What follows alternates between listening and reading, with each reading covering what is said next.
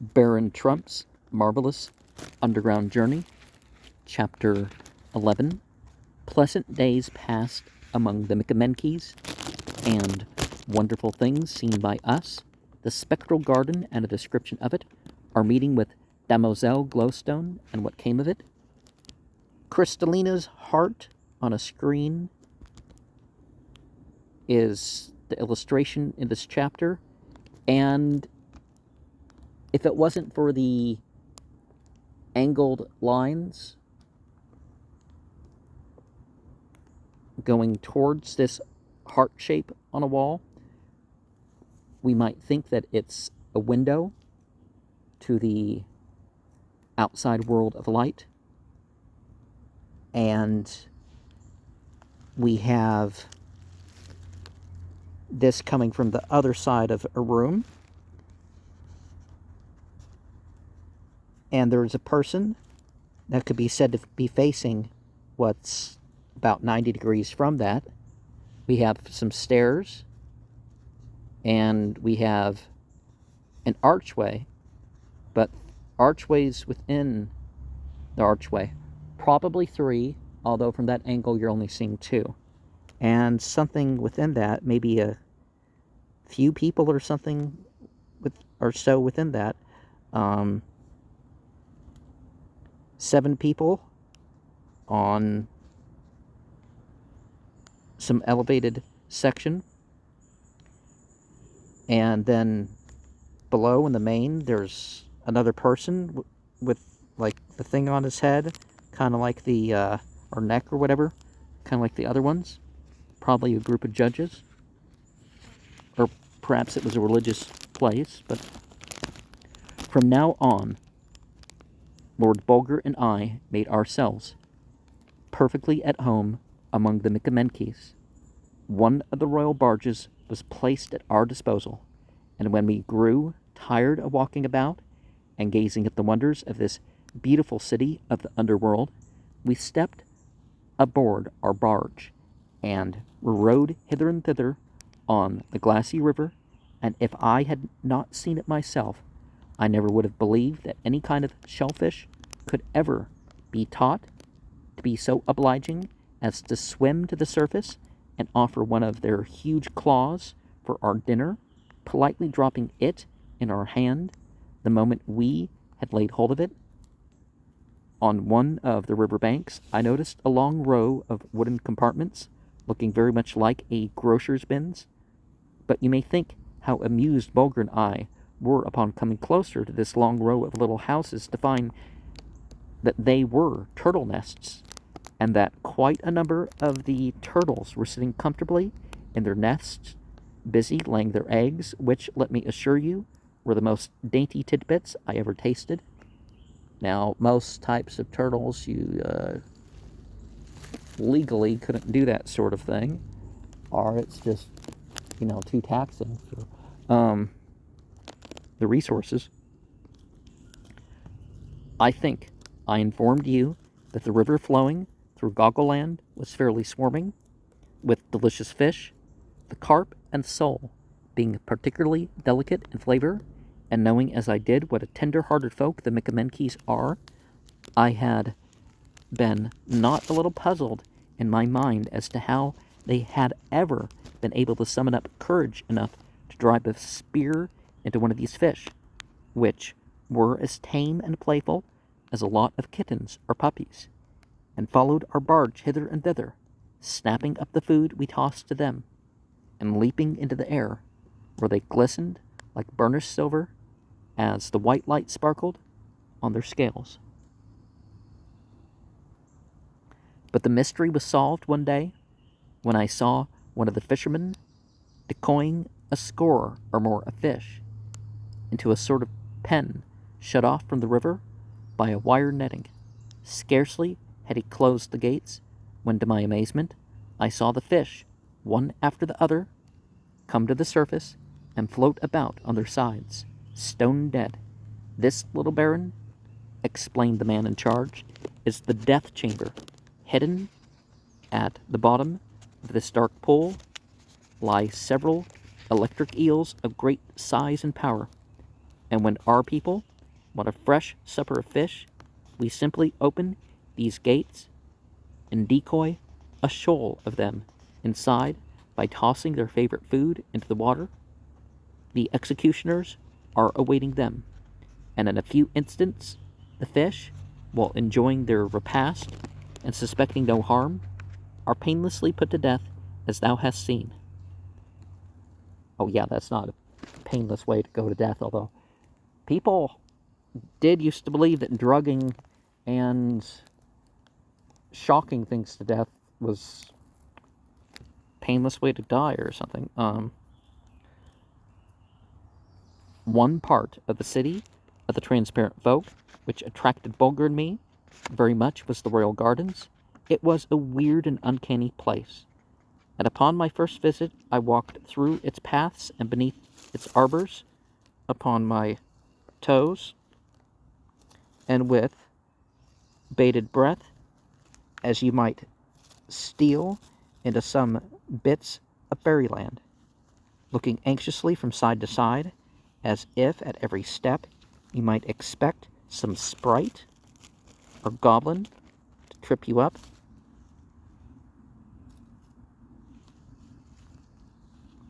With a tough spider web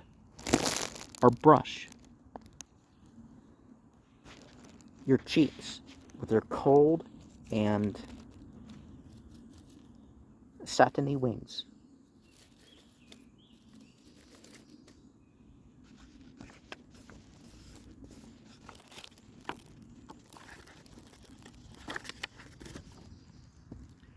Now, dear friends, you must first be told that with the loss of sunshine and the open air,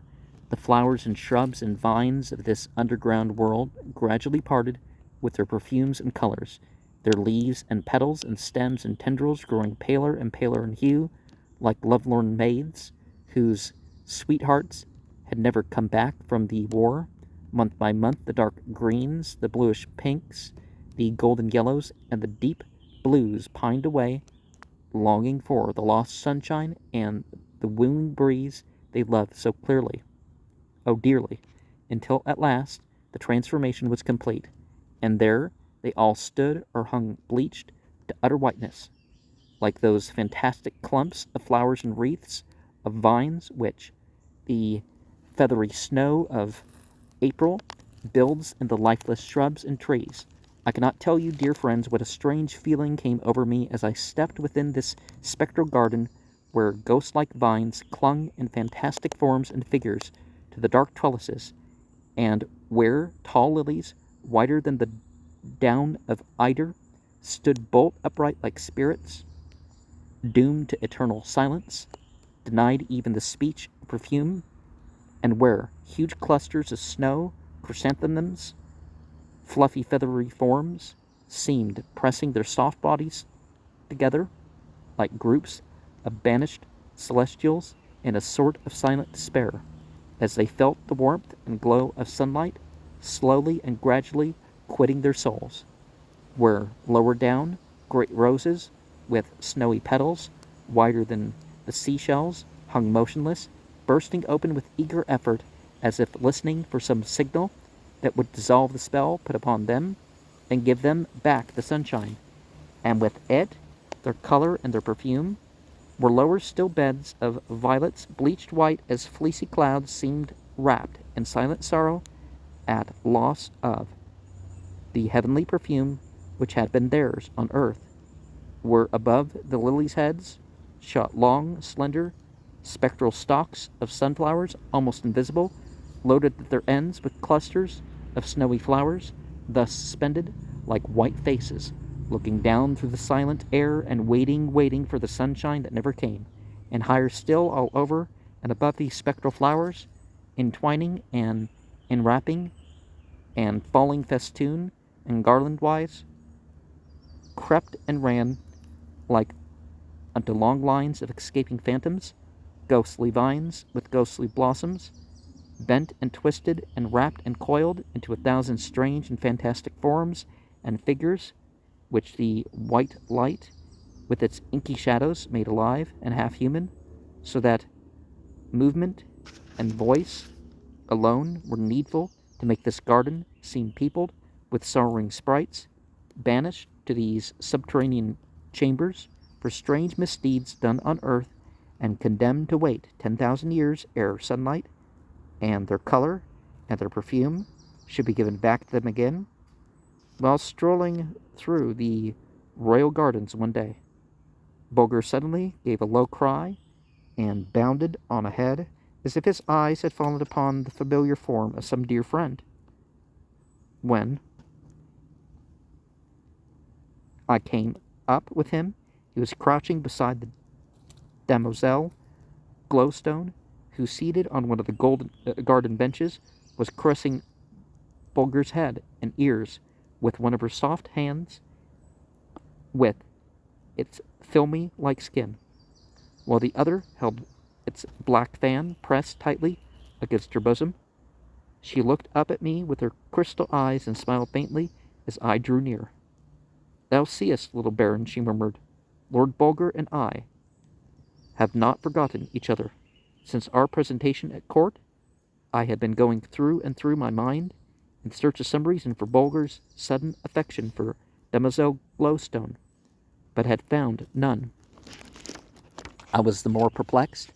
as she was but the maid of honor, while the fair Princess Crystallina sat on the very steps of the throne. But I said nothing save to reply that I was greatly pleased to see it, and to add that where Bulger's love went, mine was sure to follow. "Oh, little Baron, if I could but believe that," sighed the fair demoiselle. "Thou mayest," said I, "indeed thou mayest." "Then, if I may, little Baron," she replied, "I will, and prithee come and sit beside me here, only till I bid thee. Look not through me. Dost promise?" "I do, fair demoiselle," was my answer. "And thou, Lord Bulger, lie there at my feet," she continued, "and keep thy wise eyes fixed upon me, and thy keen ears wide open. Little Baron, if both thine and our worlds were filled with sorrowing hearts, mine would be the heaviest of them all.